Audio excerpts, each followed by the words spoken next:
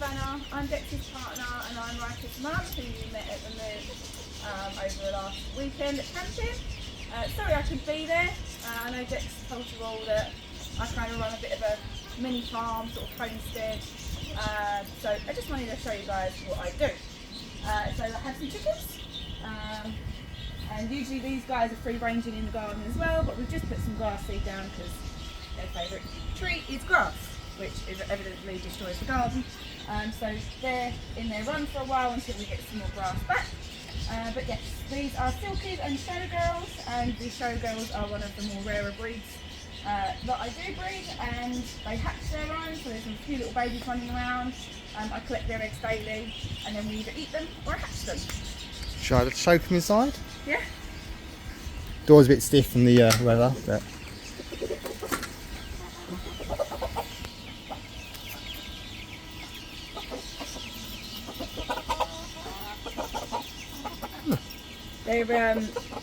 They're kind of cooing over that bowl because I'm hand rearing some baby budgies at the moment, and any leftover formula they get, which they absolutely love, because it's full of the natural fats and things that baby birds need, and it's like a what would you call an elixir almost to them. They absolutely love it, so they keep cooing over the bowl because they want some more of the formula, which I do every 4 hours. So you're going to have to wait. They're all trying to get out. I'm trying to eat my grass. Right. This is the bird room. It does need some touching up on the outside, and we're waiting for someone to do so. But this is around 7 years old, which is why it's looking a little bit untidy at the moment. But that's going to be a job done for summer. Just needs a little bit of repainting. And there's going to be some, what do you call it? Guttering. Guttering on. That's the one. Yeah, your dad took it all off. That you've already met, and the fat cat that you haven't met. And yes, the cats and the dogs get on with it. Okay. It was tidy in here at one point. But this is the bedroom, and this is where I spend most of my day. There is probably about 150 birds that I care for at one time, which obviously makes it very difficult for me to go out. This is the flight area. This is where my adult birds or any of my baby birds are kept. And I also have crows in here as well. Hello, Tex. You're a good boy. You're a good boy, Texie. Texie. And Tex is a Texas clear body, which is a mutation type. It's right there, look. You're a good boy. So that's the flight area, that's where my adults go. Any babies that I'm keeping, they go in there as well. These are my breeding cages. So you may notice in certain cages we've got some little babies out already. And these babies are about 5 weeks old, and they will stay in the breeding cages until they're 6 weeks old. So we've got some real little cutie patooties going on. I also specialise in rare types. So obviously with any animal or that you want to buy as a pet, there are varying degrees of rarity, but I specialise in rare types, and I travel all over the UK to show them, basically. I'm part of the UKBC, which is the UK Budgerigar Club, and I'm on the committee for that, and we go particularly up to Suffolk to do shows and promote the club. So as I said, these are the breeding cages. This is where the pairs go. Now a lot of people ask me why I prefer breeding cages to, just putting nests up in the flight area. And the reason being is because budgies can be really violent and aggressive when breeding in a large flight area or in a colony. And so by putting them in the breeding cages, we ensure the safety of both parents and babies, because hens will fight with their cocks, will fight over the hens, and babies unfortunately do get caught in the crossfire. So we do it all safely in the breeding cages. So far on the bird room I've spent about £15,000, and there is still upgrades and things being done to it, and with any project it's always a work in progress. So, what can I show you? This is a pair.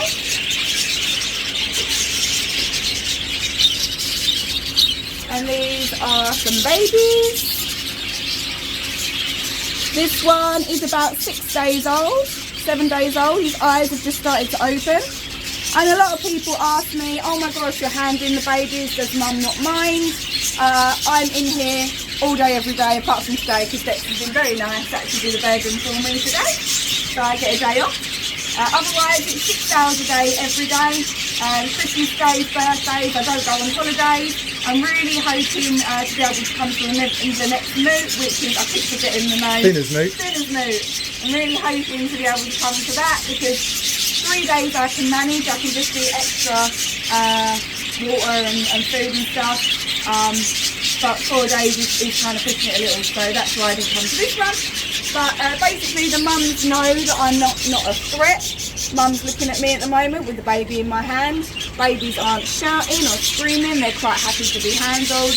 And this is how I get the babies really tame when they go to their forever homes at 8 weeks old. So I've also got some little eggs in there that are waiting to hatch, and some other babies in there as well. So what makes these birds special? So these are Japanese crested hagoromas. Let's get mum back out. These guys originated in Japan in the 80s. And they were bred to represent wing robe on the flowers on the back of the wings, and also crested on their head. Don't really get focused on them. No, I won't focus. And back in the 80s, they were brought over to the UK, and they fetched between £2,000 and £3,000 a budgie. And now they are quite modest, so they're a little bit more affordable. At least I try and make them affordable for people that would like something a little bit different.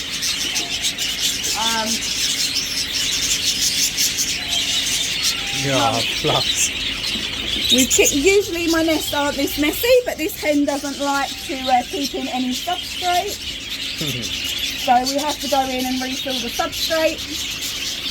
But this is a black wing budgie. So one of the rarest in the UK at the moment. And I'm actually seeing that she's made a bit of a mess. I'm going to put some substrate in there.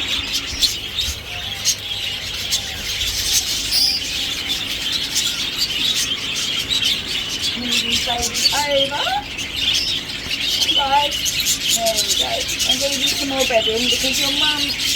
They're messy that way, aren't they? Like, yeah, I cleaned this out, what, an hour and a half ago? Yeah. So mum does not like substrate in there, but for the baby's comfortability, I need to make sure that there's got enough bedding in there.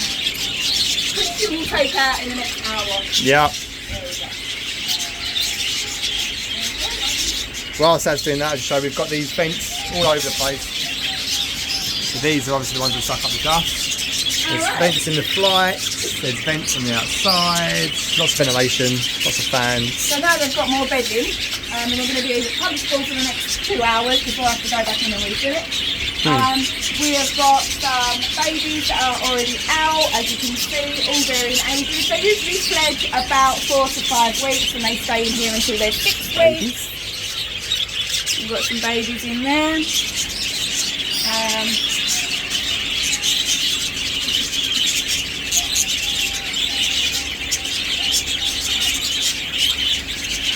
This was a variation of a black wing that I had appear in my nest, and this one is very, very rare. She is a cinnamon black wing, and she's a little girl. Thank you, baby. Wait. Sorry everyone, Riker's screaming at me. The moment we do something, then it all kicks off.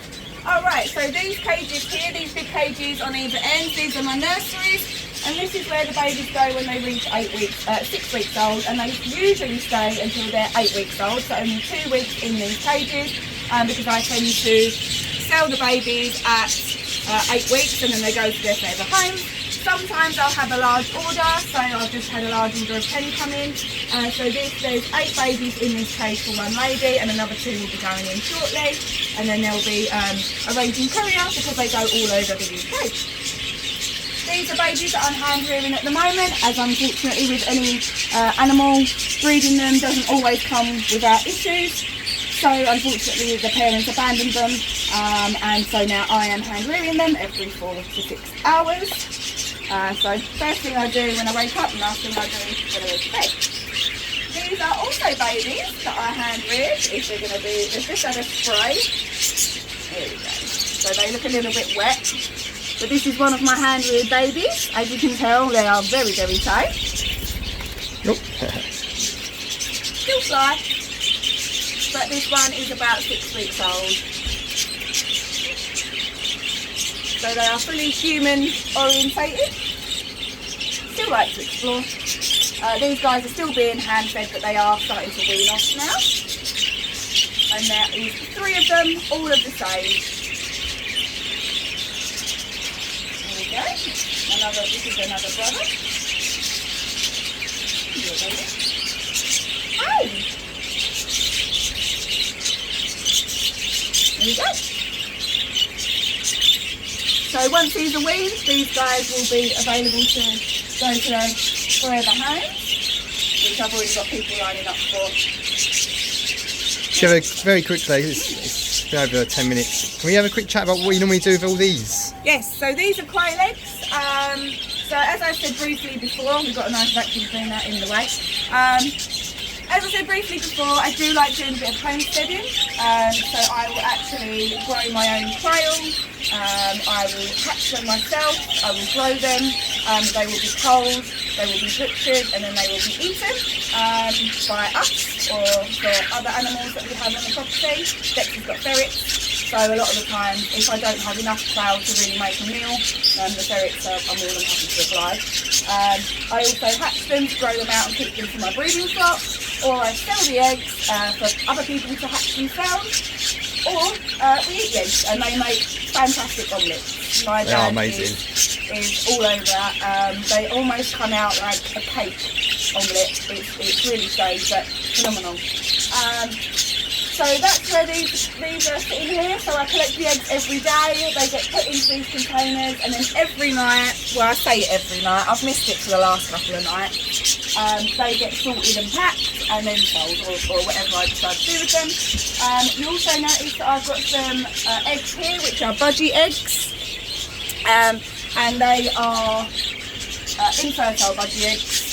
So they actually go to reptiles for food. I am very much a low waste as much as possible, and even down to the birds that do unfortunately die here, because we have many ages of birds, from, as you can see, newborn, ranging up to, I think our oldest is nearly 10. So we do have birds that do pass whilst in our care, and those birds actually go to a taxidermist. So those birds can then bring in an income for another family, because that's what I like to do. I'd rather the animals be used and not wasted, and bring in money where they can. But this is the same as what I do with the chickens as well. I collect the chicken eggs, hatch. We haven't actually had chicken ourselves, have we, yet? So No, it's because you've got the rare ones. I haven't grown out the chickens. The particular type of chickens that I have, they're not meat birds, so the yield off of them isn't going to be fantastic. They're very slow growing chickens, so by a sort of year old you might be able to get a small bird that you could possibly eat, but it's really not worth it in the long run. They're worth more as birds as they are for breeding or keeping in a flock. So yeah, so I've got a whole cabinet of medicines. This is my medicine cabinet. As you can see, we've got all of this here, and we've got all sorts of lotions and potions and medicines and things going on, which I use on a daily basis. Shall I have a quick little show of my side, very quickly? Just like I said, I've got my own birds as well. Got canaries, some diamond doves, and there's a couple of finches in here as well. I mean, it's pretty much the same as what Sav does, but I do have my nests in the actual flight. They're very different from budgies. They very, very, very rarely attack young. Diamond doves are really good because they help raise all types of babies. So if a canary has a baby, we'll often find the diamond doves in there feeding the canary's babies. These are diamond doves here. There's one in there. There's a canary there. I've got all different types. Yeah, I don't do it to quite the degree Savannah does, but I have a few breeding. I have a few nests going on. Yeah, that's Golden Wings Aviaries. Yeah, there's a lot more to it, obviously, but I don't want to bore you to death. But yeah, this is essentially what I do every day while my children are at school, and obviously stops me from coming to do nice things. But hopefully I will see you in August, where I can place, the animals to be looked after, or they'll be fine for the next few days on their own. Cool. Thank you very much. See you guys later.